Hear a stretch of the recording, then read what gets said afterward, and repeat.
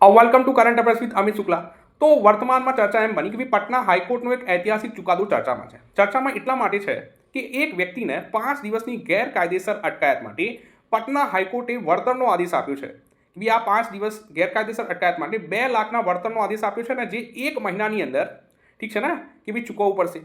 તો કહાની એમ બની કે ભાઈ પટના રાઈટ કે ભાઈ બિહારમાં કે ભાઈ બિહારની ગયાની ટ્રાયલ કોર્ટે 29 સપ્ટેમ્બર 2025ના રોજ જામીન આપી દીધા હતા આરોપી વ્યક્તિને। આરોપી વ્યક્તિ સામે જો વાત કરીએ Bihar prohibition and excise act હેઠળ કેસ નોંધાયો હતો। તો જેના સંદર્ભમાં જ્યારે 29 સપ્ટેમ્બરે અમને જામીન મળી ચૂક્યા હતા તો અમને છોડવામાં ક્યારે આવે છે 4 ઓક્ટોબર સુધી અમને છોડવામાં આવે છે, જેલમાં રાખી મૂકવામાં આવે છે, માને કે 5 દિવસ સુધી અમની અટકાયત રાખવામાં આવે છે।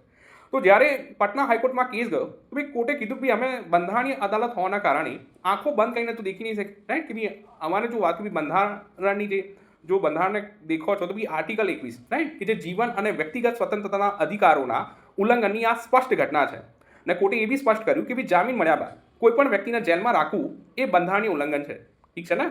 તો જેના બાદ કે ભાઈ પટના હાઈકોર્ટે એ બી કીધું કે દેખો બિહારમાં આ પ્રકારની ઘટનાઓ મોટા પ્રમાણમાં દેખવા મળી રહી છે કે જ્યાં આગળ વ્યક્તિને જામીન મળ્યા બાદ બી અટકાયત કરી રાખવામાં આવે છે। તો તમામ જેલોમાં રાઈટ એક માર્ગદર્શિકા જાહેર કરવામાં આવી અને તમામ લોકોને આ માર્ગદર્શિકાથી અવગત કરવાની વાત કરવામાં આવી। સાથે સાથે આ જે વ્યક્તિને રાઈટ કે ભાઈ જે વ્યક્તિને વળતર આપવાની વાત છે તો ભાઈ 1 મહિનાની અંદર વળતર ચૂકવવાની પણ વાત કરવામાં આવી।